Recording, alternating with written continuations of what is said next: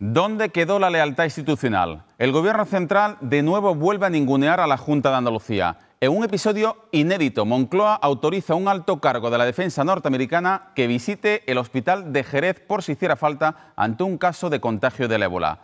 Insisto, ¿a qué juega el Ejecutivo de Mariano Rajoy? Primero, las competencias en salud son de la Junta. Segundo, el Hospital de Jerez es autonómico. Y tercero, el convenio bilateral firmado entre España y Estados Unidos sobre las bases de Rota y Morón obliga al Ministerio de Defensa español a informar puntualmente de cualquier operación a la Junta de Andalucía. Lo dicho, sea o no por el ébola, algo que ha negado 5 horas después la Embajada de los Estados Unidos, el Gobierno central se equivoca, no solo con un ejercicio de deslealtad, sino de torpeza institucional formidable. Ese titular de portada que comparte protagonismo con la queja que el PSOE andaluz ha presentado ante el Poder Judicial contra la juez Zalaya por vincular, sin fundamento alguno, los cursos de formación con la posible financiación irregular del PSOE, sobre la que no existe ninguna denuncia ni alusión. Recuerdan los socialistas, indignados con el grave daño que se les ha hecho la magistrada a la imagen del Partido Socialista. Todo esto en un día en el que miramos aquí en 8TV Andalucía y bien que nos gusta a nuestro querido vecino Marruecos. Lo hacemos desde la perspectiva de un trabajo plausible sobre la frontera líquida que antaño hubo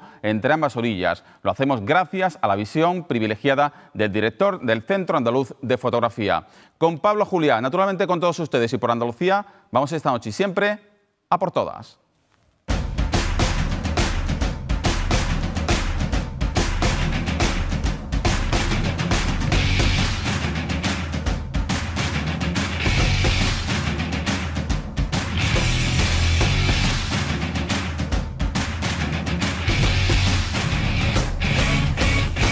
Buenas noches, andaluces. La Junta exige al Gobierno de Mariano Rajoy claridad e información inmediata sobre las actuaciones previstas dentro de la misión de los Estados Unidos contra el ébola. Y es que la Junta considera intolerable que el país norteamericano haya contactado directamente con el Hospital de Jerez para organizar una visita a este centro de un alto cargo del Departamento de Defensa sin avisar a la Consejería de Salud y contando únicamente con el visto bueno del Ministerio.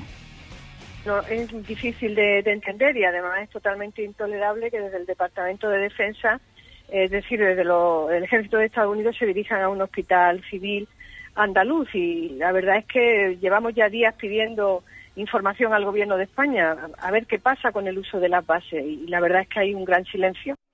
Ante esta queja, la Embajada de los Estados Unidos niega que esta visita tenga que ver con el ébola, sino con visitas rutinarias para atender al personal americano de la base de Rota. Silencio del PP sobre este nuevo incidente, aunque los populares sí han negado que no informasen días atrás a la Junta sobre el uso de las bases por parte de los Estados Unidos. En esa misma mañana, el Gobierno de España tiene toda la información y la delegada del Gobierno, la señora Carmen Crespo, en el momento que tuvo toda la información, levantó el teléfono y se puso en contacto con la Junta de Andalucía, con el Gobierno andaluz, para informarle de lo que estaba ocurriendo. El PSOE andaluz salta como un resorte contra la jueza Mercedes Zalaya tras apuntar por primera vez en todos los casos que instruye contra la Junta de Andalucía a una posible financiación ilegal de este partido sin fundamento alguno, según el PSOE, a través de los cursos de formación. Por esta razón, los socialistas andaluces han presentado una queja inmediata ante el Consejo General del Poder Judicial contra esta magistrada al entender que su interrogatorio al testigo Teodoro Montes encierra una insinuación carente de todo fundamento y acarrea un daño grave e injustificado a la reputación e imagen pública del partido, al dar a entender que dicho juzgado desarrolla una investigación sobre la financiación ilegal del PSOE que no existe. Es la reacción de la dirección socialista después de que la jueza, cuestionada de manera oficiosa por instruir esta causa, haya deslizado una pregunta sobre la que no figura ninguna denuncia ni tan siquiera alusión a esta presunta financiación. Así lo ha preguntado la magistrada al principal testigo de la causa, el exjefe de gestión de formación en Sevilla, lo dicho, Teodoro Montes, y como era de esperar, el testigo que se dedicaba a supervisar cursos de formación no ha podido responder.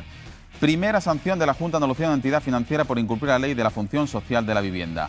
La consejera de Fomento ha multado con 120.000 euros a la Sareb, al llamado Banco Malo, por obstaculizar el acceso a sus registros de viviendas protegidas. Y lo que aquí estamos mostrando es una voluntad política clara de que todas las viviendas de protección oficial, también las del Sareb, la del Banco Malo, tienen que estar a disposición de los andaluces y de las andaluzas a través de los registros municipales de demandantes de vivienda.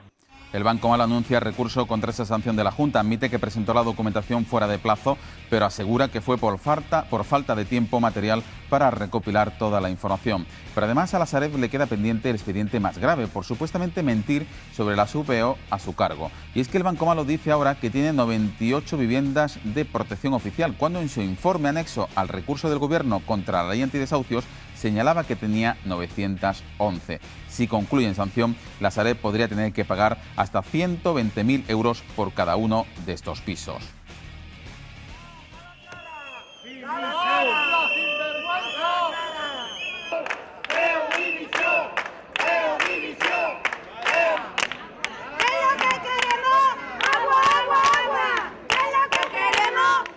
Son centenares de los 13.500 vecinos del barrio de Loreto de Cádiz que llevan una semana sin agua en sus casas y que han protestado ante las puertas del Ayuntamiento de Cádiz, cuyo gobierno local del PP de Teófila Martínez garantiza que por primera vez las analíticas en todas las zonas de este barrio afectado ya no detectan bacterias y cargan, por tanto, contra la Junta por no autorizar el restablecimiento del suministro. Así las cosas, el gobierno andaluz explica que aún no ha recibido los informes municipales para dar la autorización al suministro de agua.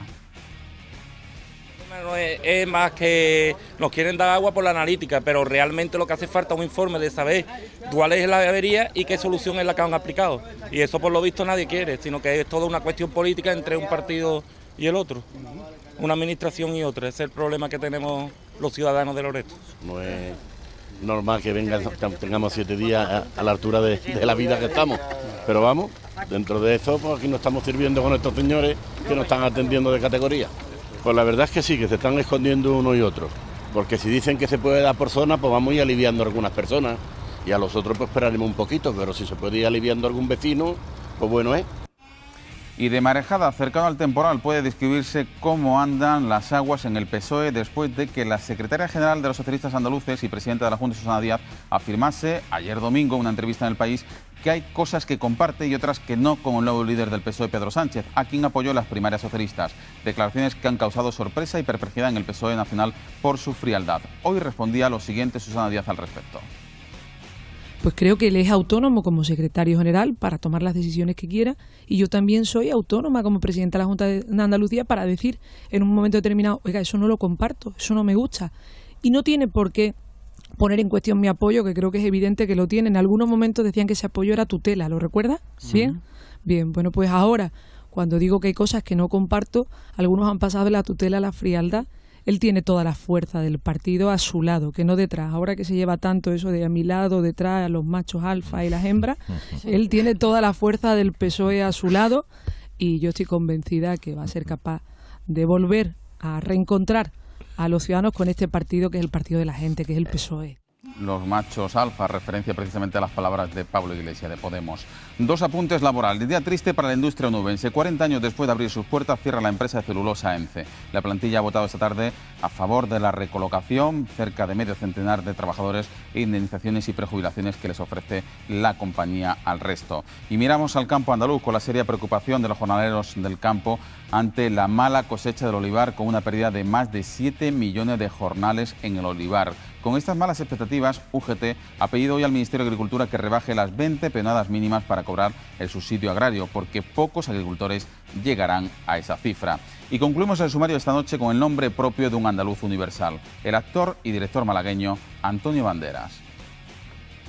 Andalucía para mí no es una región o un pueblo, un sentimiento, una idea, un proyecto. Andalucía es para mí en estos momentos una necesidad, la respuesta a mis preguntas más trascendentes. Por eso vuelvo y nunca me separo del todo, porque al sentir el palpitar de esta tierra me conmuevo, entiendo el ritmo de la vida y acepto la certeza de la muerte. Lo digo frente a la memoria de un hombre que entregó su vida por una Andalucía libre, España y la humanidad.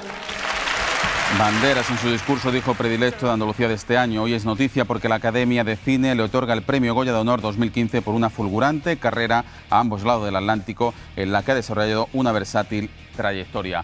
Son los asuntos fundamentales que abordaremos en la tertulia en aproximadamente una hora en compañía de Salvador Gutiérrez Solís, de José Luis Losa, de Raúl Limón y de Ana Pérez Luna. Dos periodistas, un escritor y una sindicalista. Los cuatro también se incorporarán a la entrevista que comenzamos en este momento con una persona que teníamos muchas ganas de recibir aquí en el plató de A por Todas de 8 Andalucía, Pablo Juliá, director del Centro Andaluz de Fotografía. Buenas noches. Buenas noches. Y muchísimas gracias por acompañarnos. Es un lujo para mí. Supongo que será un placer también pisar Sevilla, ¿no? Sí, una ciudad sí. que te ha dado tanto, ¿no? Sí, bueno, Sevilla para mí ha sido muy importante, evidentemente, aún siendo de Cádiz, que lógicamente fue mi lugar en donde el alma de la fotografía me vino por el mar, ¿no? Y yo lo podía ver y me gustaba, pero Sevilla ha sido donde yo he podido hacer toda mi carrera y toda mi profesión. Sí, pues hemos invitado para hablar precisamente de este libro catálogo sobre la frontera líquida, que forma parte del proyecto RIMAR, que es recuperación de la memoria visual de Andalucía, Marruecos, a través de la fotografía histórica. ¿Por qué hay que recuperar esa memoria visual?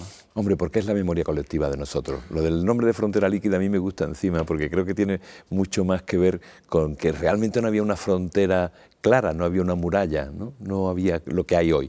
Realmente en esos tiempos se compartían las ideas, la cultura.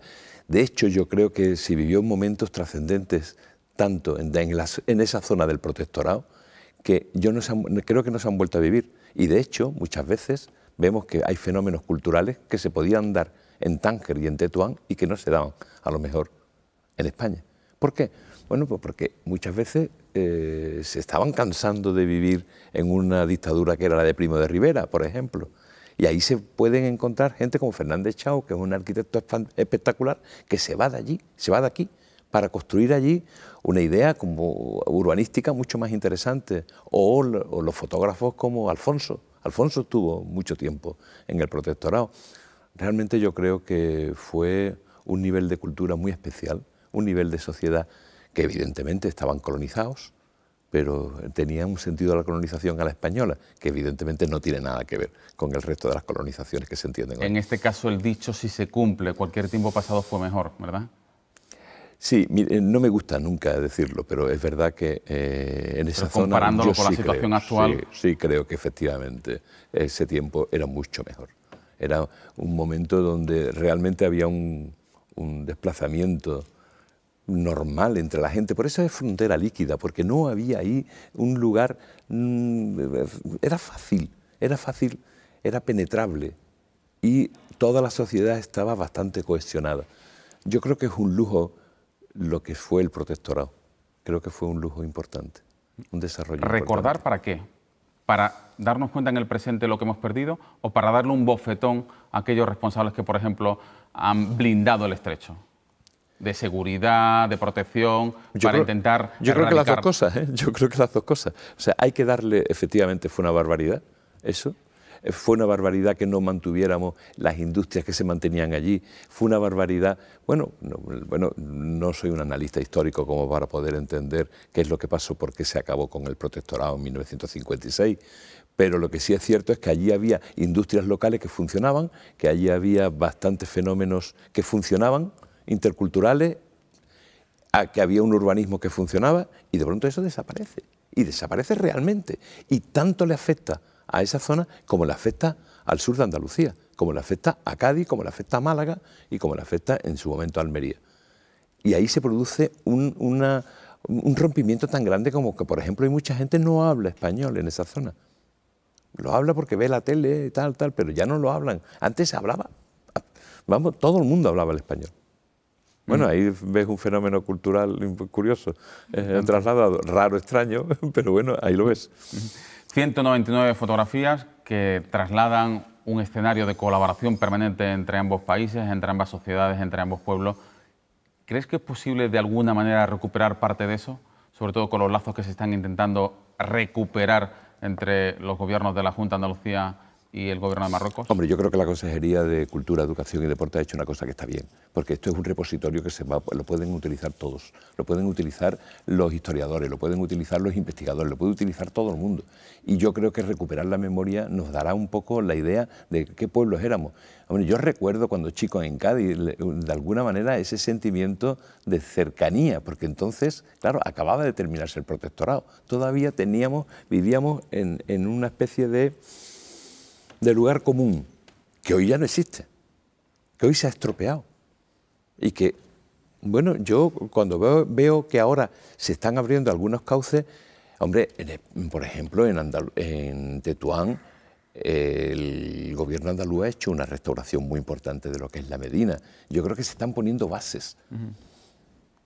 Yo recuerdo los años 80 y 90 cuando salieron becas del Ministerio de Asuntos Exteriores, el gobierno de Felipe González, para que estudiantes de toda España fuesen a estudiar al Instituto Español en Tánger y en Rabat, ¿no? Y la verdad que los que ahora son las residencias o los centros Cervantes, pues fueron residencias que volvieron a recuperar ese apogeo del protectorado, pero claro, eso quedó en unos años y nada más. Sí, se han hecho intentos y nosotros muchas veces lo que se nos llena la boca de querer hacer grandes cosas y luego al final dejamos un poco sin terminar de hacer, ¿no?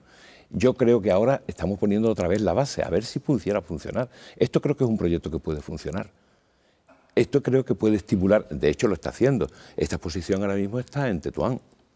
Y la tenemos también, la hemos tenido hasta hace un momento en Cádiz. Yo creo que esa interrelación sí está haciendo que, por ejemplo, hay un montón de investigadores que están acudiendo a ella. No lo sé, no sé qué va a pasar. ¿Por qué 14 kilómetros se han convertido en un mundo, a tu juicio? Los 14 kilómetros del estrecho. Bueno, yo creo que nosotros hicimos lo que teníamos que hacer, nos metimos en Europa, pero eso fue distanciándonos cada día más del mundo de Marruecos. Yo creo que cada día nos distanciamos más. Y yo creo que en la etapa dura del año 2004 se estropearon muchas cosas. Anteriormente al 2004, Perejil estropeó muchas cosas. Sinceramente, creo que aquello fue una anécdota, una cosa sin trascendencia, pero sin embargo estropeó muy mucho las relaciones que podían establecerse. No lo sé.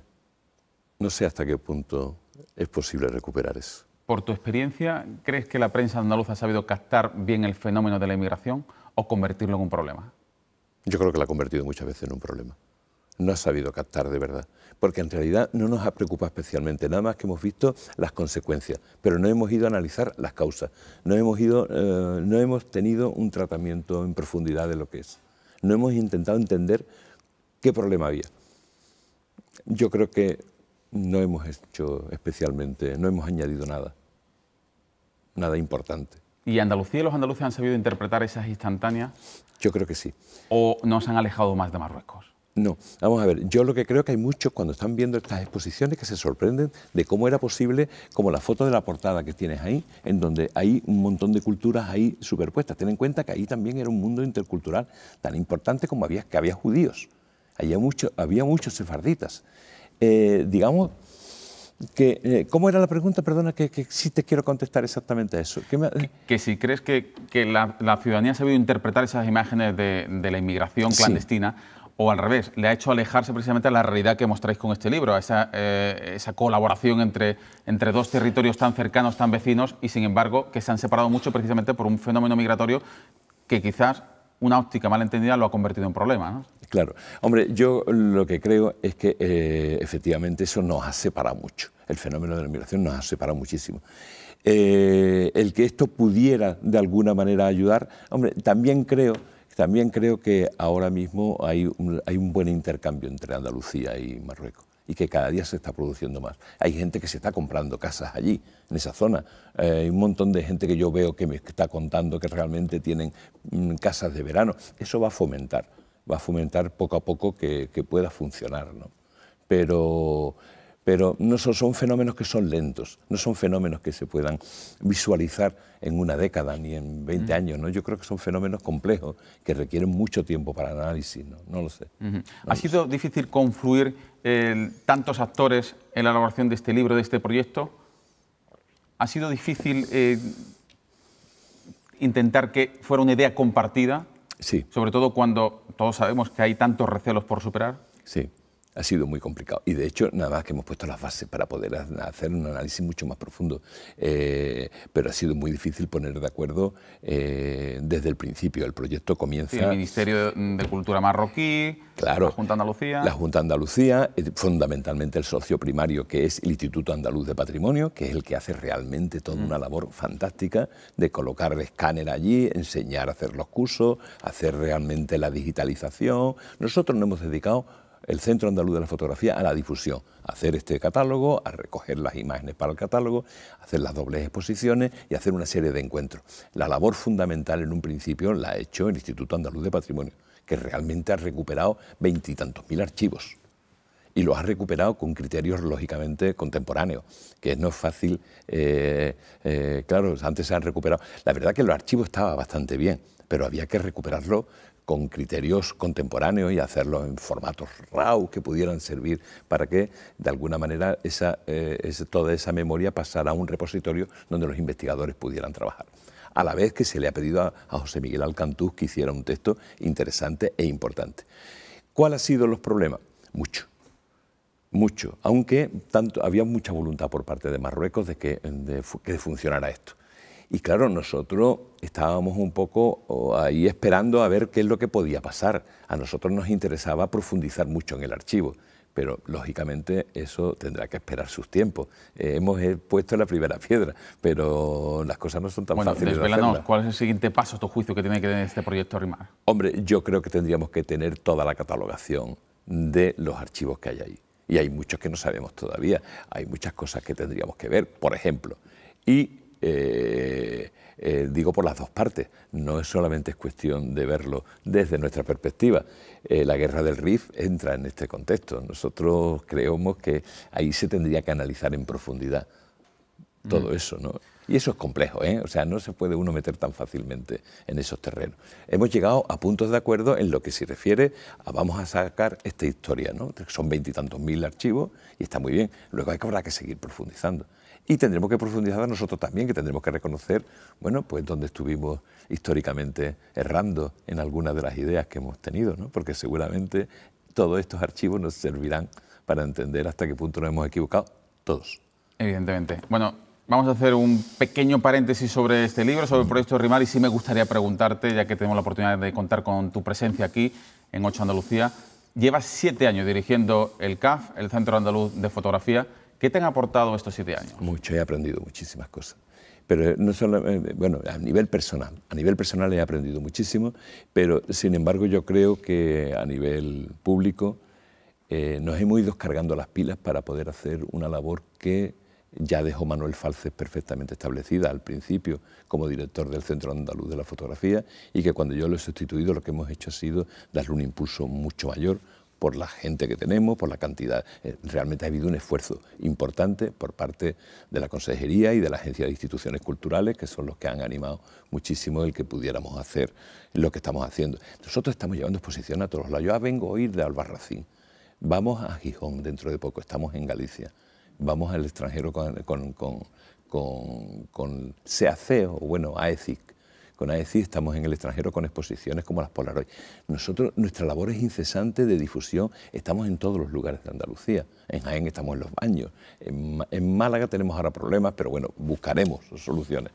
Digamos que no, hemos ido ocupando todo el territorio que hemos ido pudiendo, aunque no estamos haciendo todo lo que tendríamos que hacer, tendríamos que hacer muchísimo más, porque ahora mismo hacemos exposiciones bellísimas, interesantísimas, espectaculares, pero tendríamos que estar cubriendo un factor que no hacemos porque la crisis económica nos está añadiendo un factor de desconcierto muy grande. No podemos hacer producciones de gente joven, no podemos hacer tantos talleres como quisiéramos, en fin, digamos que tenemos mucho más que hacer. ¿En qué lugar le gustaría a Pablo Juliá dejar algún día el Centro Andaluz de Fotografía? ¿En qué lugar me gustaría? Bueno, yo creo que ahora mismo es el lugar de referencia que hay en España. No hay otro centro público en este país, no lo hay. O sea, todo lo que hay son instituciones donde la fotografía forma parte, instituciones públicas donde la fotografía forma parte, pero no dedicada exclusivamente a la fotografía. El IBAN, por ejemplo, hay muchos ejemplos, pero ninguno dedicado a esta. Yo creo que ahora mismo tenemos una posición internacional importante, somos un punto de referencia en España. Creo que tal y como está, si tuviéramos un mayor presupuesto, llegaríamos a muchos más sitios. Bueno, pues hablamos de eso en tan solo 4 minutos. Nos vamos a la publicidad, volvemos con Pablo Juliá y los 4 analistas que nos van a acompañar esta noche.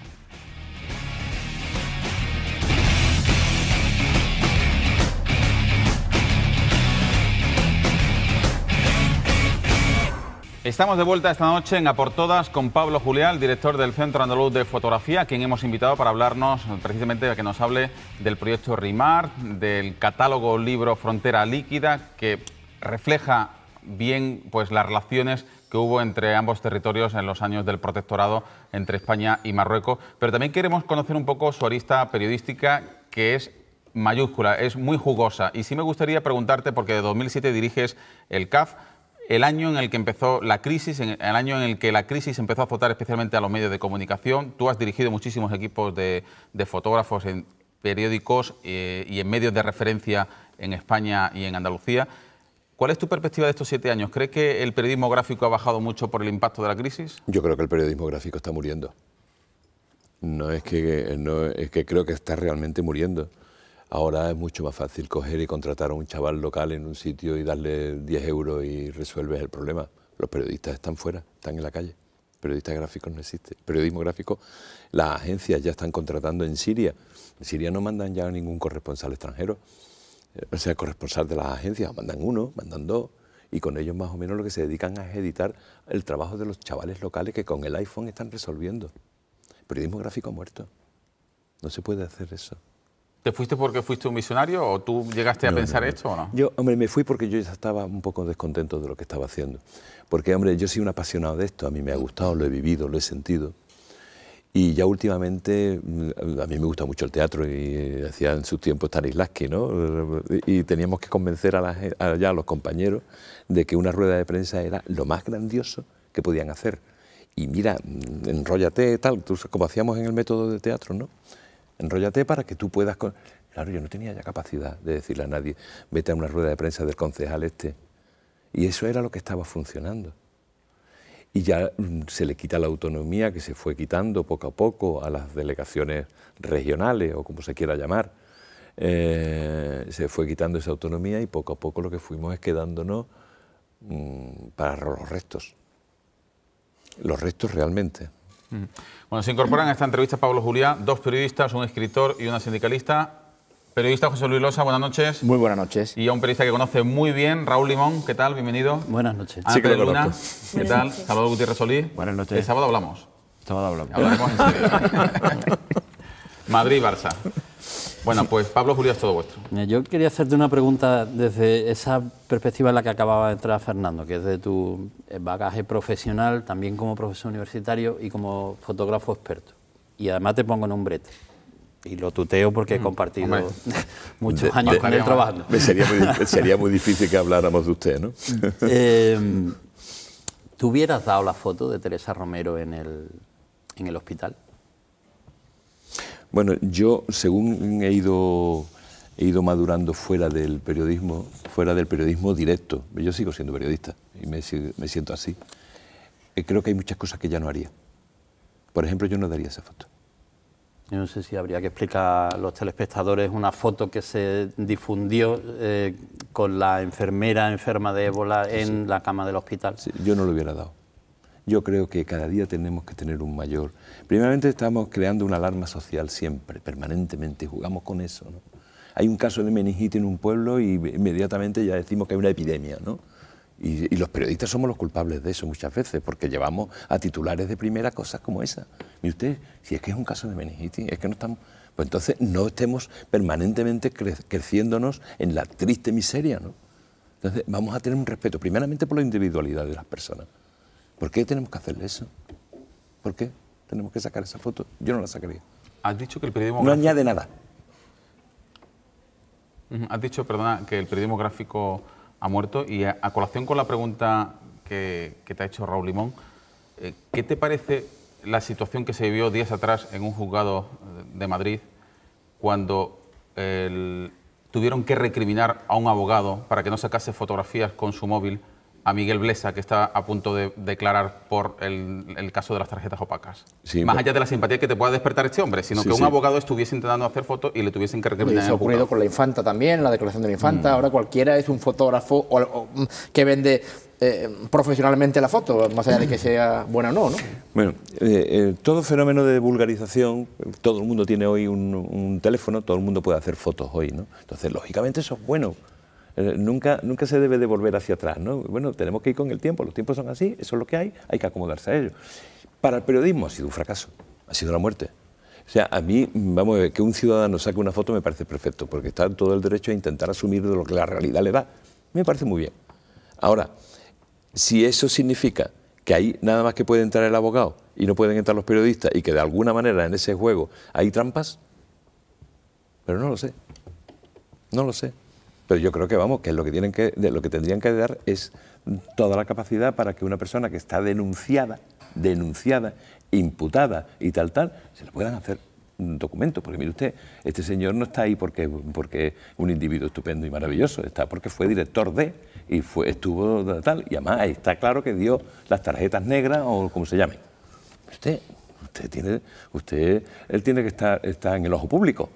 El ojo público tiene el derecho de pedirle a usted lo que sea. ¿Tú comprarías esa foto si el abogado la tuviera? Sí, sí la compraría. Puede parecerte contradictorio, pero sí la compraría. No me gustaría que le hiciera un abogado, me gustaría que le hiciera un profesional mío. Me gustaría que lo hiciera un periodista. Pero si la tiene el abogado, yo me debo a que la comunicación la tengo que hacer. Y por lo tanto, yo sí daría esa foto. Creo que sería obligada a darla. Pablo, hablando de quién hace la foto, la famosa foto de la transición, de la tortilla, del clan de la tortilla, se hizo con su cámara, pero no la hizo usted. A mí me contaron en una ocasión que la hizo un político bastante conocido. Sí, yo te digo ¿Eso todo. es cierto? Sí. Vamos a ver. Entonces las cámaras no son como ahora que se te caen y hacen fotos. O sea, entonces las cámaras tenían que medir los metros, desde aquí a allí tenemos 2 metros, hay que ponerle un diafragma, hay que ponerle un tiempo.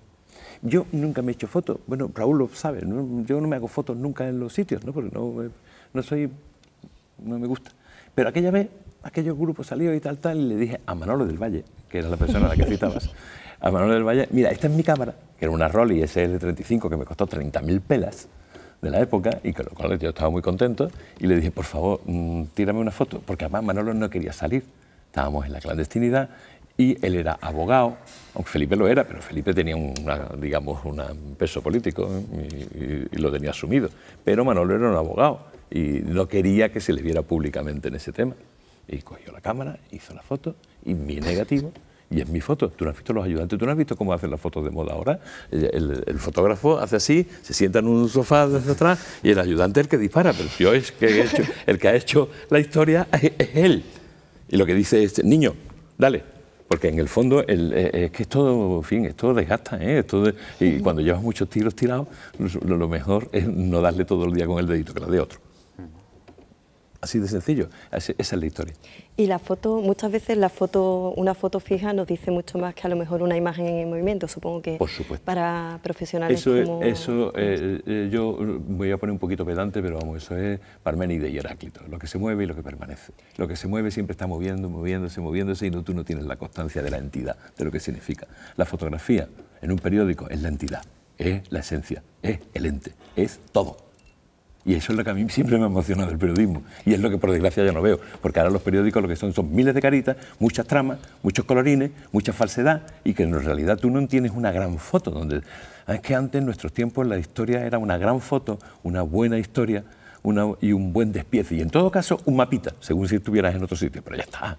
Y una pregunta política. ¿Qué le dice la foto fija de Podemos? ¿Qué piensa? ¿Estamos hablando de política o de foto? De foto y de política.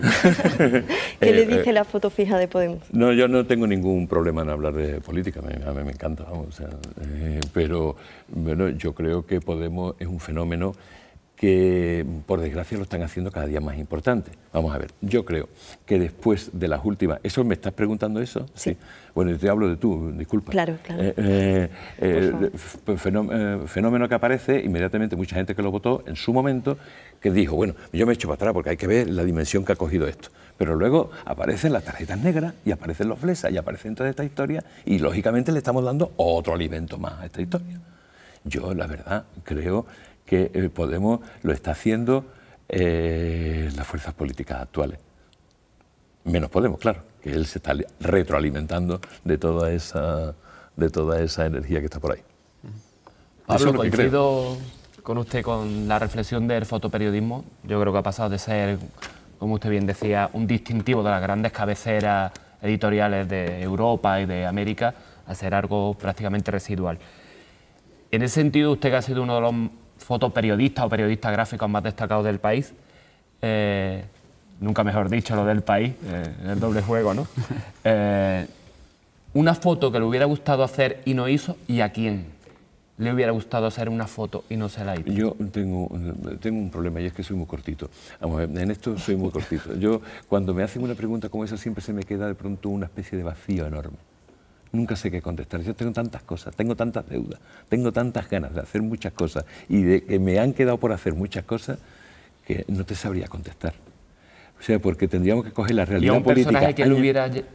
Es que los he hecho. A la inmensa mayoría de los que he querido hacer los he hecho. He hecho a Yasser Arafat, hice a Gorbachov, hice a políticos, he hecho a artistas, he hecho mucha gente. En realidad no tengo ningún... no soy muy icomaníaco, ¿no? No tengo yo ahí ninguna... En eso no tengo duda. Pero seguro que si me dice, ¿le hiciste a Brigitte Bardot? Pues no, pero tampoco es el tema, ¿no? Pero a lo mejor también me gustaría haberlo hecho, ¿sabes? No sé. Pero deudas todas. Por eso no sé contestar esa pregunta nunca. ¿Tú tienes Instagram, Pablo? Sí. Iba a preguntar. Sí. Pues me da pie a lo que iba a preguntar sobre Instagram. Alguno puede pensar, alguno que nos esté escuchando, bueno, pues Pablo Juliá es un nostálgico del carrete, entiendo por otra época, la locura digital. ¿Importa la base, si es carrete, si es digital, o importa lo que se quiere contar y la técnica para saber contarlo? Claro, vamos a ver. Esa es una pregunta que a mí me gusta, porque en principio lo que importa es lo que tú quieras contar. Ahora, el problema es que si sabes la técnica para contarlo, lo puedes hacer bien o lo puedes hacer fatal. Hoy las cámaras, vuelvo a decirlo, se caen y hacen fotos. Y las hacen perfectas. Pero hace poco estuve yo viendo a un chaval que había hecho un reportaje que era muy interesante y era en la playa, en Cádiz, y tenía un grano enorme. Le digo, bueno, esto tiene mucho grano, ¿qué le pasa a esto? Y dice, no sé. Y digo, a ver, ¿cómo lo tienes? ¿Qué sensibilidad le tienes puesta? Y lo miro y tiene 8.000 en la playa de Cádiz, con 8.000 asas. Eso, 8.000... Eso es una barbarie, eso es grano reventado. ¿Qué pasa? Que no se sabe la técnica. No saben nada de la técnica hoy, porque en realidad nosotros que aprendimos mucho, primeramente, a editar, porque cuando un carrete tiene 36 fotos y tú tienes la 30 y está pasando por allí el político de turno o en la esquina tal, o la jueza Alaya, tú sabes que si tienes 30, estos 5, ¿qué haces con ellos? Tienes que tener otro cuerpo de cámara, tienes un agobio, Hoy no, hacen así con el dedo, tienen miles, pero no tienen la foto. Tienen miles de fotos, no la foto. Y eso es lo grave, yo creo que es lo que está pasando en el periodismo actual, que lo que no hay es la esencia de la noticia, lo que yo digo, lo que permanece, el parméride de la información. Eso no existe. Lo que existe ahora es mucho que te llevo, que te traigo, ¿no? Hay mucho, y entre todo ese mucho, de pronto le dice, bueno, dame una foto. No la tienen que dar siempre una que tiene que ver, pero no es la foto. Pablo Juliá sigue cogiendo su cámara y sigue haciendo fotos. Hombre, la iba a traer hoy, pero me parecía que era un poco prepotente porque la llevo todo el día. Me pareció que me iba a quedar cutre traer la cámara y ponerla aquí, pero en realidad es lo que me gusta hacer. ¿Y cuál es la imagen de la Andalucía? Me compré una cámara que es buenísima. Se me acabo de comprar la última. Disculpa, Pablo. Sí. ¿Cuál es la imagen de la Andalucía en blanco y negro que tienes en la memoria? Pues mira, yo tengo una imagen de blanco y negro maravilloso de Andalucía, porque es la imagen que hizo en su momento el proyecto Imagina, y eso voy a barrer para mi proyecto, ¿vale? Que es el proyecto del Centro Andaluz de la Fotografía. Manolo Falce se le ocurrió una idea genial, que es llamar a 37 fotógrafos internacionales del nivel de William Klein, del nivel de Cartier-Bresson, de Martín Frank, en fin, de los mejores fotógrafos que te puedas hacer una idea en el mundo actual. Y vieron en el 91 a fotografiar Almería. Esa es una imagen que yo tengo clarísima de lo que puede ser el blanco y negro de esta Andalucía, hecho por fotógrafos internacionales. Bueno, porque yo creo que nosotros tenemos que sacar a los compañeros que van, como Emilio Morenati, que va a Afganistán y saca las fotos de Afganistán, pero nosotros, nuestra realidad, más vale que no la cuenten otros, porque si no nos falseamos nosotros mismos la realidad. Entonces es preferible siempre ese punto de vista extraño que tiene que tener todo periodista para entender de qué va la realidad en la que vivimos. Y yo creo que la extrañeza es la única manera de ser extranjero en tu propia tierra. Y entonces es preferible siempre que alguien venga a contar cómo somos y que sin embargo nosotros vayamos a contar quiénes son. ¿Y el futuro de la fotografía cuál es? El futuro de la fotografía es muchísimo, porque yo creo que la fotografía es un lenguaje de código abierto, en donde admite todo, no tiene adjetivos. Yo no estoy muy de acuerdo con eso de fotografía periodística, fotografía conceptual, fotografía de este tipo. Yo creo que todo el mundo hace fotografía y es un lenguaje en donde todo el mundo se comunica y te puedes comunicar aquí como en Corea y van a entender tu foto exactamente igual. Entonces es un lenguaje tan universal que puede ser el sánscrito actual, pero de verdad. O sea, ya veremos qué manera se tendrá poco a poco con, bueno, ya sabemos cómo avanzan los medios y cómo avanzan las cosas. Yo en Shanghái vi que había pantallas donde tú podías intervenir en la pantalla y podías meter una foto y que la viera mucha gente. Bueno, pues quién sabe qué es lo que va a pasar con ese lenguaje. Yo creo que las grandes ventajas que tiene el mundo en el que vivimos ahora es que todo el mundo se ha incorporado a ese lenguaje. Se ha socializado. Claro, pero puede pasar como las tertulias horrendas, ¿no? Que se peguen la gente, ¿no? Por el tema, ¿vale? Como de hecho está pasando, ¿no? El periodismo gráfico ha dicho que ha muerto, entre otras cosas, por los embates de la crisis, pero... Y por las empresas periodísticas, ¿eh? Evidentemente, porque tienen que presentar cuenta de resultados, pero ¿qué daño le ha hecho también Internet a la fotografía? Al fotoperiodismo. Sí, mucho, mucho. Pero claro, vamos a ver, es que tenemos que verlo como si hiciéramos un análisis histórico desde el Paleolítico hasta hoy. Poco a poco el hombre va evolucionando y mueren unos dinosaurios, luego mueren otros, luego digamos que se va cambiando porque se tiene que ir adaptando al medio. Yo creo que Internet a corto plazo ha supuesto un palazo terrible al periodismo gráfico. A largo plazo, quién sabe, a lo mejor nos podemos comunicar perfectamente. Hay muchos proyectos y muchas historias muy interesantes. Hay un proyecto que se llama Memo por ahí, de gente que están haciendo un periodismo que es impresionante, de trabajo entre unos y otros, y que a lo mejor eso aglutina y puede dar... No sé, yo no soy de los tíos que tienen mal encaramiento con lo que pueda venir en el futuro, porque es muy fácil anclarse en decir qué bonito lo que hicimos. Pero es que, mire usted, vale, fue muy bonito, y además yo soy el primero que lo dice, porque además soy nostálgico de todo eso, pero no podemos mirar para atrás, cuando miras para atrás estás cayendo. Pero sin embargo, en la actualidad sí sería la balanza negativa, ¿no? Por lo que... Totalmente negativa. Ahora mismo es totalmente negativa. No, ha muerto. O sea, yo creo que realmente, yo lo digo, la gente me dice que soy muy exagerado, yo creo que ha muerto.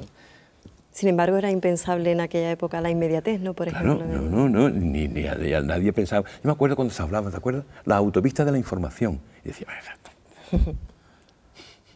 ¿eso qué palabra es? Bueno, la autopista de la información, oye, me han dicho carreteras de 4 carriles y de 10. Se nos han metido directamente en nuestras vidas. Y hoy, hoy he sacado una foto en el tren que me hacía mucha gracia. Había 10 personas que se veían, esos 4 que se ponen en 4, ¿no? Y todos estaban. Y dice, esto hace 5 años no era. Así, ¿no? No, te contaban la historia de la mili.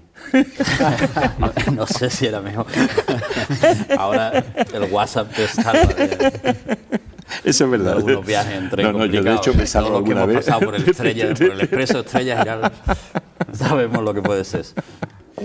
El día que el Photoshop se popularizó entre la población, ¿cuánto llegó a perder el periodismo gráfico o el que pasar del Photoshop, que era decían, un retoque, pero para la publicidad, a que se puede hacer cualquier cosa con una cámara de foto y con una fotografía? Pero eso la culpa no la tienen los fotógrafos, ¿eh? No, si yo no estoy echando la culpa... Vale, no, digo que no la tienen los medios, porque los medios permitieron desde el principio que sobre todo los medios deportivos, que permitieron que una pelota que estaba allí estuviera al lado del tío cuando iba a meterla en la cabeza, y no estaba, mire usted, pues le dio con la cabeza, pero la pelota no la tiene ese tío en la cabeza, se la acaban de poner. O sea, eso, la culpa lo tienen los medios que aceptaron eso, en principio. Pero bueno, yo creo que también eso se está viendo abajo, ¿eh? O sea, poco a poco las cosas vuelven un poco. Creo que somos muy escandalosos en los principios, pero luego todo eso se va viniendo abajo. Ahora yo creo que lo que sí se está haciendo es en los retratos cuidar, poner objetivos que sean más tal, que te den una tonalidad más clara, pues sobre todo el tema de las chicas con las arrugas, que no sé cuánto. Tío, vamos, me da igual, todos están en la misma onda. En la prensa del corazón no digamos que está viniéndose abajo porque vemos cada foto. Yo es que la prensa del hígado no la veo. La que yo llamo prensa del hígado no la veo, la verdad. No veo poca, vamos.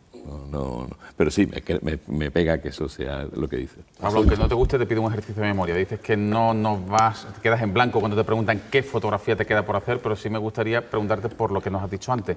Aquellas cosas que no harías ya. ¿Qué fotografía que hayas hecho, hayas publicado, no harías en estos momentos? Bueno, yo he tenido mucho dolor también, ¿eh? Y ha habido situaciones en las que no me hubiera gustado publicar alguna foto. En concreta, me cuesta mucho, pero tengo algún que otro ejemplo desgraciado de haber hecho alguna imagen que tendría que haber evitado.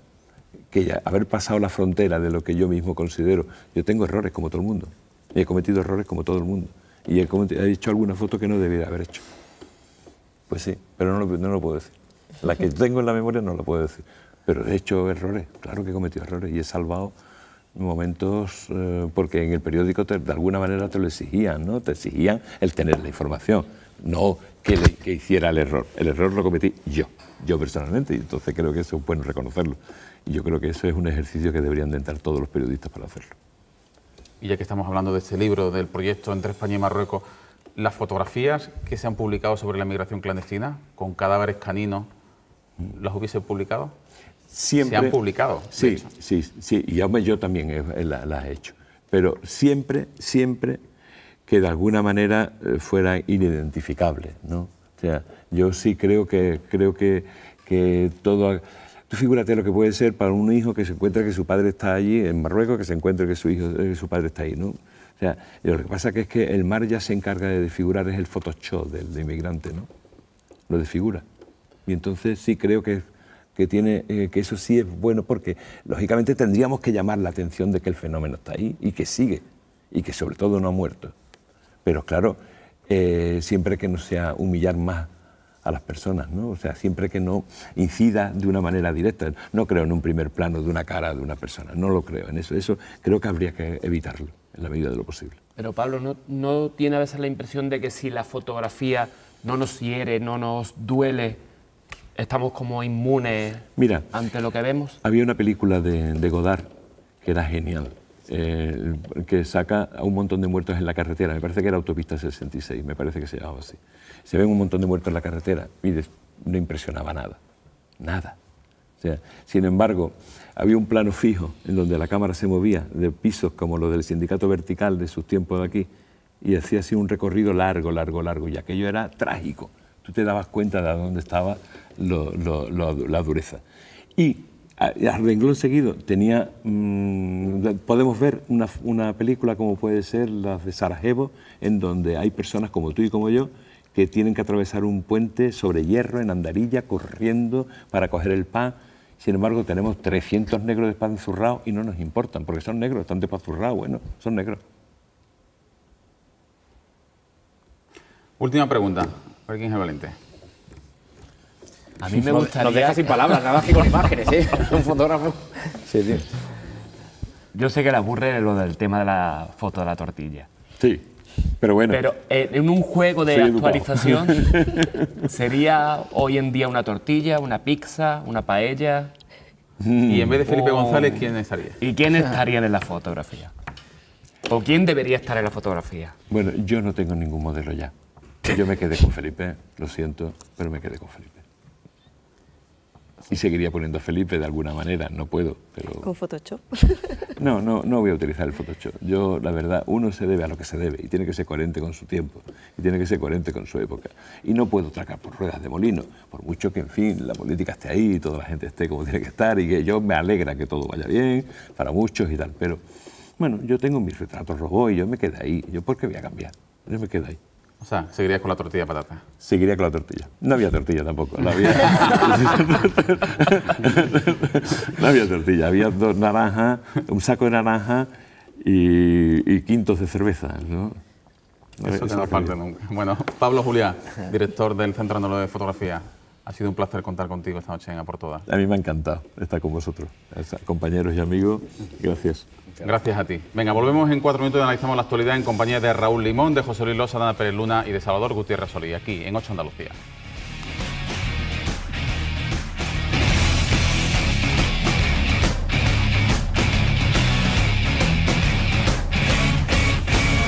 Tiempo ahora de tertulia aquí en A por Todas, en 8 Andalucía, en compañía de José Luis Losa, de Salvador Gutiérrez Solís, de Ana Pérez Luna y de Raúl Limón. Vamos a comentar el episodio, uno más, sobre el uso conjunto de las bases norteamericanas en suelo andaluz, de Rota y Morón. La Junta considera intolerable que hayan pedido precisamente permiso las autoridades americanas al Ministerio de Defensa para visitar el Hospital de Jerez, que se hayan puesto en contacto precisamente con la dirección del Hospital Jerezano para visitar las instalaciones. Unas horas después, la Embajada de los Estados Unidos aquí en España aclaraba que no era precisamente para conocer las instalaciones sobre una posible atención a un infectado de ébola, sino para una visita rutinaria de trabajadores norteamericanos, del militar norteamericano estadounidense desplazado en la base naval de Rota. En cualquier caso, la Junta de Andalucía está muy enfadada porque considera que estamos ante una deslealtad institucional del propio Ministerio e incluso del propio ejército norteamericano. Raúl, ¿qué te parece este episodio? A ver, yo creo que en este episodio habría que distinguir dos cosas, el fondo y la forma. El fondo entra dentro de lo lógico, es decir, somos aliados y pertenecemos a la OTAN y lo pertenecemos desde hace mucho tiempo y somos aliados desde hace mucho tiempo, con lo cual, como eso no ha cambiado, el fondo entra dentro de lo lógico que en una instalación militar se interesen por las condiciones sanitarias y de asistenciales que pueden tener el entorno más inmediato en caso de que se pueda producir cualquier contingencia. En las formas, y en este caso es donde creo que se ha cometido el error grave, en diplomacia las formas lo son todo. Y en este caso han fracasado rotundamente en cómo se ha comunicado, en cómo se ha pedido, a quién se ha pedido y en qué momento se ha pedido. Pero es que parece que la visita de la semana pasada, el encuentro entre el embajador americano con la presidenta de la Junta de Andalucía, Susana Díaz, ¿para qué ha servido? Si no es precisamente para intentar solventar estas cuestiones formales, ¿no? Es que yo creo que en esa reunión no se habló de la petición de una visita a un hospital. Es que sí, pero sí de la necesidad de que la Junta de Andalucía sea informada puntualmente de cualquier operación, ¿no? ¿Y la operación tiene que ver con el ébola? Según las autoridades norteamericanas, no, con lo cual, si entra dentro de su protocolo de trabajo rutinario, no está de más que eso se produzca. Yo creo que lo que han fallado son las formas y se han aprovechado. Yo creo que es muy difícil desvincular que el tema de fondo no sea el ébola, ¿no? Cuando hay además una actuación americana para este asunto. A mí, a priori, lo que me ha parecido un poco era pues un poco película de Almodóvar, la verdad. Yo me imaginaba la situación contraria, Rajoy visitando un hospital en Norteamérica, por ejemplo, pues no me parecía... Yo no recuerdo un precedente, y fíjate que llevamos años informando sobre la base naval de Rota, menos en mi caso de la de Morón, pero sí la de Rota, que un alto cargo del Pentágono vaya a venir a visitar al hospital de Jerez. Y justo en este momento, ¿no? Es difícilmente asimilable que no sea por las circunstancias que estamos viendo en este momento. Pero bueno, hagamos propósito de enmienda y pensemos que sí, que es para cuestiones rutinarias, pero en cualquier caso, como decía Raúl, las formas tienen que predominar, ¿no? Claro, yo entiendo que hay en cierto modo, una agresión política, ¿no? Cuando además las competencias de sanidad, pues las tiene la Junta de Andalucía.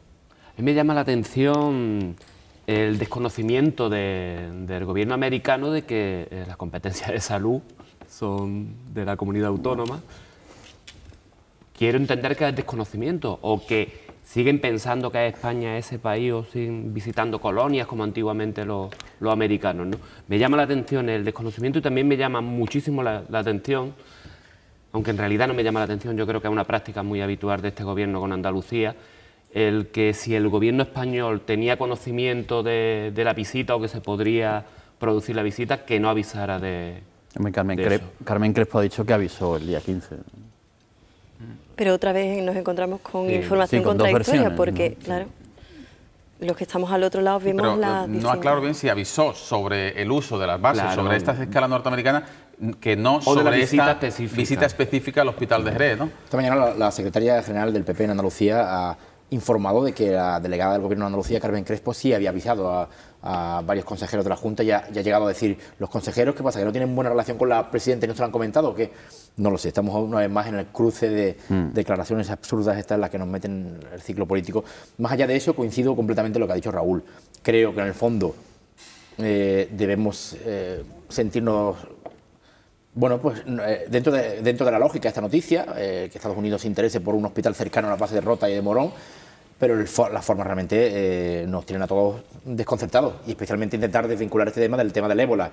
Pues claro, ahora que son 3.000 efectivos norteamericanos los que van a pasar por Rota y por Morón, camino de los países afectados por el ébola y de vuelta de nuevo. Y cualquier incidencia, en un principio nos dijeron que no, que nunca iba a haber ningún afectado por el ébola norteamericano aquí, porque si hubiera alguno no viajaría, se quedaría directamente en los países afectados, pero parece que están cambiando de opinión, o que también entra dentro de la lógica que prefieran que sea tratado en un país europeo. Ahora, hay que estar preparado para ello y hay que decir las cosas con total claridad a la ciudadanía. No se puede mentir a la gente, porque es lo que lleva al estado de ansiedad que se ha llegado a tener en los últimos días y semanas en el Hospital Carlos III en Madrid, ¿no? y en Alcorcón. Y luego tengamos en cuenta que en Andalucía ya hay un hospital de referencia designado para los casos de ébola o para los posibles casos de ébola, que es el Virgen de Rocío, ¿no? Que yo creo que deberían también haber entrado dentro de esa planificación que ya ha hecho el propio gobierno andaluz, y el propio gobierno americano o el gobierno español deberían haberse adecuado a esa planificación, ¿no? Yo insisto en que llama la atención, ¿no?, que no haya habido una preocupación previa cuando sí hay una población americana, y sin embargo coincida con una actuación para precisamente en torno al ébola, ¿no? Pues vamos a introducir un nuevo elemento de análisis porque tenemos poco tiempo y sí me gustaría tocar al menos 4 temas en la noche de hoy. El PSOE andaluz ha saltado como un resorte y ha presentado una queja ante el Consejo General del Poder Judicial al entender que la jueza Olaya ha dañado gravemente su imagen pública, al deslizar una pregunta e intentar vincular los cursos de formación con la financiación del Partido Socialista. Es la pregunta que hacía Mercedes Alaya a su principal testigo en los cursos de formación, Teodoro Montes, el exjefe de gestión de formación en la Delegación de Empleo en la provincia de Sevilla. El PSOE considera que no se está investigando bajo ningún concepto, no hay fundamento, ni alusión, ni denuncia que vincule al PSOE y a una posible financiación irregular con los casos de formación. Se siente agredido y ha presentado la queja ante el Consejo General del Poder Judicial. Os pregunto sobre 2 aristas. Por un lado, que la jueza deslice esa pregunta sabiendo, como luego ha resultado, que el testigo iba a responder que no podía responderle, por un lado. Y por otra parte, pues la reacción del PSOE andaluz. ¿Quién empieza? Yo creo que la instrucción de Alaya es prejuiciosa y tal como lo está haciendo, lo ha demostrado. Es decir, hoy no iba a indagar sobre qué estaba pasando con los cursos. Hoy ha ido a buscar a alguien que le respondiera a un prejuicio que ella ya llevaba consigo.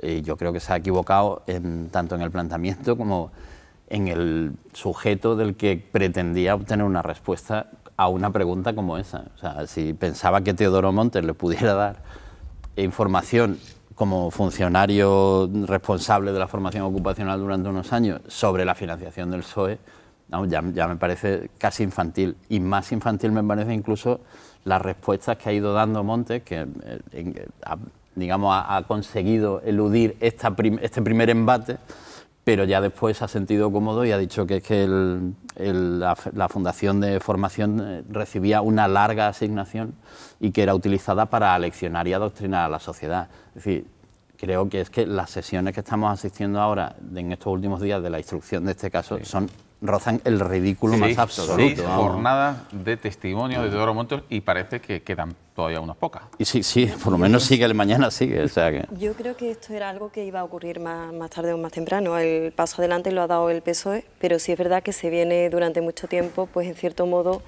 cuestionando la forma de la jueza ante la instrucción, ¿no? Yo creo que no es la primera vez, además, que lo abordamos en esta tertulia, y sí es cierto que había, pues en cierto modo, por muchas partes, pues malestar con respecto a esto. Yo creo que no se ha atrevido pues prácticamente nadie a ponerlo en cuestión, porque se trata de una jueza y de la justicia, y es algo que pues, no genera mucho respeto, pero sí es cierto que han sido muchas los periodistas, las instituciones, incluso los políticos que han deslizado pues ese malestar. Yo veo bien que si realmente se ven agredidos y tal y como lo han manifestado, pues den un paso adelante y se quejen. Bueno, hay un detalle que es muy difícil explicar en pocos minutos y sobre todo sin ser experto en derecho, pero los periodistas que cubren habitualmente tribunales señalan que en este momento la propia jueza Laya está siendo muy cuestionada de manera oficiosa por la instrucción de esta causa, porque hay aspectos técnicos que le limitarían poder instruir esta causa, porque ella dice en definitiva que la causa procede de los ERE cuando no procede de los ERE. En fin, es muy largo explicar este rompecabezas, pero más allá de las cuestiones técnicas, incluso los periodistas judiciales dicen que puede ser una reacción desmedida de la jueza para decir, oye, cuidado, que yo estoy aquí, ¿eh? En fin. No sé qué pensáis al respecto. Yo a veces tengo la impresión, ¿no? El refranero español contiene mucha sabiduría, pero también es muy puñetero. Y a mí hay un refrán español que detesto profundamente, que es cuando el río suena, que es la insinuación. Vamos a insinuar. A los españoles nos encanta aceptar las insinuaciones como certeza absoluta. Y la jueza pues lleva un tiempo con las insinuaciones desde que empezó con esta causa. Un día nos sorprende diciendo que puede ser que el Parlamento esté imputado, luego dice que no, que es un área concreto, un sector, y ahora es la vinculación del PSOE con los cursos de formación, que ya intuye aquí otra macrocausa. Yo creo que debe dejar de insinuar, esta jueza debe de dejar de insinuar, porque en realidad lo que se manda al Supremo y lo que va a llegar al Supremo es un conjunto de insinuaciones, porque no hay certezas ninguna, son insinuaciones. Y yo creo que el refrán de río, del agua, que suene y demás, es que aburre mucho. Y sobre todo ha dilapidado en nuestro país muchas trayectorias, mucha gente honrada, muchas personas con su familia que han visto destrozado su entorno. Y yo creo que debería dejarse de tantas insinuaciones y de más certezas, ¿no? Luego también las filtraciones a las que hemos asistido constantemente durante la instrucción, que incluso los medios de comunicación o algunos partidos políticos daban ruedas de prensa, incluso tenían conocimiento antes que los propios afectados. Eso ha sido una cuestión que ha estado todo el tiempo encima de la mesa. Yo en este caso discrepo de lo que habéis dicho casi todo, la verdad. Yo he defendido en más de una ocasión la actuación de la jueza Araya, no por las formas. A mí todo el mundo, incluso juristas de uno y otro lado, me dicen que es absolutamente al límite de la ley lo que está haciendo esta mujer y demás. Las formas deben ser tremendas, por no decir terribles. Yo siempre he defendido el fondo, es decir, le está haciendo un auténtico favor a Andalucía de intentar limpiar esto de corrupción. Yo no creo que atacando a la jueza digamos, bueno, pues nada, al final es que aquí en Andalucía no había nada, es que estamos hablando de tantos millones de euros por un lado, de los ERE, en los fondos de formación, en nuevas macrocausas que se van abriendo, que no podemos dejarlo al albur de que, no, es que había un testigo que era muy malo, es que la jueza es que ha hecho cosas que no. Aquí hay un caso que se está pudriendo, aunque la instrucción está durando demasiado, y en el caso de hoy, por ejemplo, vamos a ver, yo creo que la jueza le haya preguntado a este señor por algunas cosas como el tema de la posible financiación del PSOE a través de cursos de formación, no es ninguna tontería teniendo en cuenta que se había denunciado los cursos de la FAFE. La FAFE es una fundación creada para el empleo a la que ya, no la jueza Laya, la Cámara de Cuentas de Andalucía, por ejemplo, había reconocido que entre 2009 y 2010 hay 50 millones de la FAFE que no se sabe dónde están. 50 millones entre 2 años. Pero no le pregunta... Que él ha dicho, llegó a tener 1.200 personas con un sueldo muy superior al del resto de los funcionarios andaluces, y que casi todos eran simpatizantes y afiliados del PSOE. Es decir, hay por todo lado muchas conexiones que esta mujer intenta investigar, porque es una jueza que investiga. Pero es que él no le pregunta, perdona Ana, es una cosa, es que se me va la cabeza, ella no le pregunta dónde cree usted que fueron a parar los 50 millones que la Cámara de Cuentas no ha sabido identificar. Le está haciendo una pregunta inducida, le está diciendo, y no es verdad que fue esto, y claro, y se lo está haciendo además a un personaje o a un testigo que en este caso es irrelevante con respecto a esa acusación, con lo cual, como estamos en un momento muy crítico de cualquier instrucción, es decir, cuando llega algo a ser instrucción judicial, yo creo que hay que tener mucha más, hay que darle más importancia a los interrogatorios que no una simple conversación de café. Yo en un bar lo hubiera admitido, pero... ¿Tú crees que le está haciendo un gran favor a Andalucía? Yo creo que le está haciendo un grandísimo favor a Andalucía. Y de inmediato dices que realmente hay un caso de corrupción. Es que queremos saberlo, es que todavía no lo sabemos. Entonces, ¿le está haciendo un favor ¿dónde está la eficacia? Porque no, llevamos mucho tiempo queriendo saber si ese realmente es un caso de está la Cámara de corrupción. Instrucción, que no sabemos cómo va a acabar esto. Pero no podemos ni afirmarlo, José Luis, porque no sabemos si realmente fíjate, yo casi comparto lo que ha dicho Raúl al principio de que la instrucción está siendo prejuiciosa, ¿no? La jueza Araya. Algunos hablan de macrocausa contra Andalucía.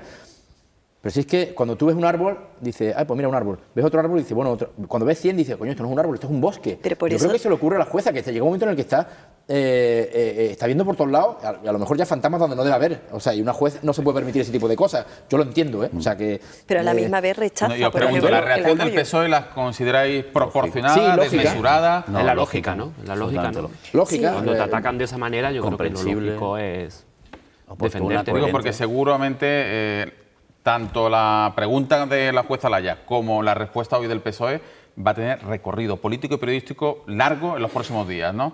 Entonces seguramente se va a acusar al PSOE, ya la veremos, si no al tiempo, de que el PSOE ataca a la jueza, en fin.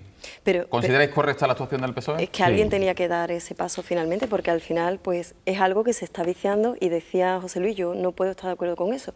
¿Se está haciendo un gran favor a Andalucía o se está de alguna forma manchando la imagen de Andalucía constantemente, Ana, porque no se llega a una conclusión? Tú que eres sindicalista, una magnífica sindicalista, honradísima, con muchísimos sindicalistas honrados que hay en toda España, y que está seguramente... iba a decir desasosegada, abochornada, avergonzada de lo que está viendo también de fraude en UGT. ¿No le hace siempre un auténtico favor que un juez siempre claro, que sea, limpie un organismo como este, José Luis, centenario? Siempre que sea eficaz y rápido. O sea, lo que no puede ser es que se lleve todo el tiempo pues la imagen de un lado para otro, ensuciándose. Es que está haciendo un muy flaco favor. De hecho, bueno, pues está afectando a las empresas y a los sindicalistas y a los políticos. Es que llega un momento en que esto no termina nunca. Lo que queremos es que termine realmente, y la eficacia. Entonces, venga, nos quedan 4 minutos. Perdona, Ana, porque si no, no hablamos de Susana Díaz, la presidenta de la Junta de Andalucía, secretaria general de los socialistas andaluces. Concedía este fin de semana una entrevista al periódico El País en el que nos dejaba una respuesta espléndida, por decirlo entre comillas, afirmando que comparte algunas cosas con Pedro Sánchez, pero no otras, con el líder del PSOE nacional, que precisamente fue encumbrado por ella con el apoyo del PSOE andaluz. Causó perplejidad y sorpresa, como decía ayer Anabel Díaz, también en el periódico El País, en la dirección socialista, pues la frialdad con la que se ha demostrado. Hoy le han preguntado en Onda Cero precisamente a Susana Díaz si apoya o no a Pedro Sánchez. Pues creo que él es autónomo como secretario general para tomar las decisiones que quiera, y yo también soy autónoma como presidenta de la Junta de Andalucía para decir en un momento determinado, oiga, eso no lo comparto, eso no me gusta. Y no tiene por qué poner en cuestión mi apoyo, que creo que es evidente que lo tiene. En algunos momentos decían que ese apoyo era tutela, ¿lo recuerdas? ¿Bien? Bien, bueno, pues ahora, cuando digo que hay cosas que no comparto, algunos han pasado de la tutela a la frialdad. Él tiene toda la fuerza del partido a su lado, que no detrás. Ahora que se lleva tanto eso de a mi lado, detrás, a los machos alfa y las hembras, él tiene toda la fuerza del PSOE a su lado, y yo estoy convencida que va a ser capaz de volver a reencontrar a los ciudadanos con este partido, que es el partido de la gente, que es el PSOE. Por razones obvias, Raúl Limón, ¿qué te parece todo esto? A ver, yo creo que, por resumirlo muy brevemente, la candidata de Susana Díaz es Susana Díaz, con lo cual su actitud es la coherente y propia de Susana Díaz. Bueno, a mí me llama la atención el distinto rasero para un mismo hecho. O sea, esto lo trasladamos, por ejemplo, a Podemos, y resulta que es diversidad, que es diferencia de opiniones, que bueno, que se puede diferir. Por ejemplo, hemos visto con el tema de un planteamiento más presidencialista y otro más de poder compartido, ¿no?, en el seno de Podemos. Entonces, bueno, pues diferir. Sin embargo, si se da en el seno del Partido Socialista, que ciertamente pues a lo mejor estamos acostumbrados a otro tipo de actitudes, pues ya se hace de esto una noticia, ¿no? Bueno, ella ha aclarado en esa entrevista que las diferencias eran fundamentalmente por el tema de comunicación y también, por ejemplo, con los funerales de la violencia de género, ¿no? Pero esa frase lleva una carga de profundidad añadida, como decía Raúl, claro, de que ella se sigue viéndose a ella como candidata. ¿Lo compartís? Sí, completamente. Completamente. Todos sabemos que ella no se ha presentado a las... Bueno, todos sabemos, o todos intuimos porque ella lo niega, que no se presentó a las primarias porque no pudo o no quiso o no se atrevió cuando Eduardo Madina no quiso apearse, digamos, de la carrera, pero que ella tenía voluntad, y de hecho estuvimos varias semanas viendo que decidía si quedarse en Andalucía o luchar por el liderato nacional, ¿no? Eso lo sigue teniendo ahí y yo creo que lo va a seguir teniendo con recorrido. Lo que pasa es que a mí, personalmente, me sorprende el momento político de este curso en el que ella hace estas declaraciones, porque no le encuentro el fondo cercano del motivo, ¿no? Susana Díaz, igual que cualquier otro político, no hace declaraciones gratuitas, las hace por algún motivo. Y yo no le encuentro el motivo del por qué debilitar ahora mismo a Pedro Sánchez. Pero bueno, seguro que en próximos días, próximas semanas encontraremos esa clave. Fernando, minuto 78 en el Nou Camp. Messi le dijo a Luis Enrique, estoy bien, aguanto, mister, o Luis Enrique le dijo, sal del campo y le dijo, no quiero salir. Siempre yo creo Messi, que es siempre que, lo que diga Messi. Claro, los periódicos necesitan llenarse de noticias, ¿no? Y yo creo que Ana lo explicaba muy bien, si Susana Díaz hubiera dicho no ha sido Pedro Sánchez y yo pensamos justamente lo mismo. Ni de hoy de Onda Cero, no ha sido una invención periodística. La ha reiterado, fueron declaraciones el domingo en El País y hoy en Onda Cero. La prensa diría, Susana Díaz tutela a Pedro Sánchez. Y como ha dicho que discrepa, como es lógico que discrepa en algunas cuestiones, pues ya es que hay diferencias, ¿no? También estamos viendo un perfil... Creo que es un juego de prensa, ¿no? Un perfil pues con un carácter importante, ¿no? Yo supongo que por muy político que se sea, en ciertos momentos pues también se hacen declaraciones que no se pueden evitar. Bueno, pues vamos a ver la última, o vamos a ver y escuchar la última opinión de la noche. La firma desde Cádiz en la columna de cierre Fernando Santiago.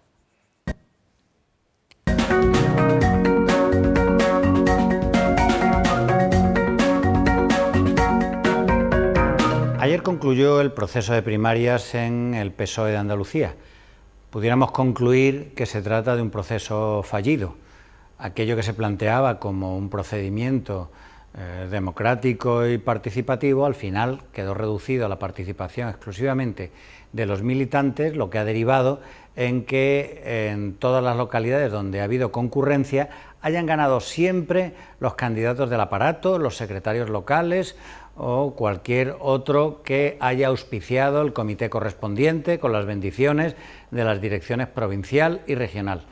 Ese es el resumen, nada que ver, por supuesto, con los procesos que se han hecho en los partidos socialistas y socialdemócratas en Italia o en Francia, y nada que ver con el proceso de primarias tal y como se hace en los Estados Unidos de América. Yo creo que este ha sido un fallido. De manera paralela o simultánea, una entrevista con Susana Díaz en el periódico El País vuelve a hacer que la que llaman la madre de dragones del socialismo andaluz aparezca otra vez en la escena nacional, con una cierta distancia con respecto a Pedro Sánchez, con quien reconoce algunas diferencias en materia de comunicación, que suele ser uno de los grandes tópicos de todos los políticos cada vez que tienen algún tipo de problema.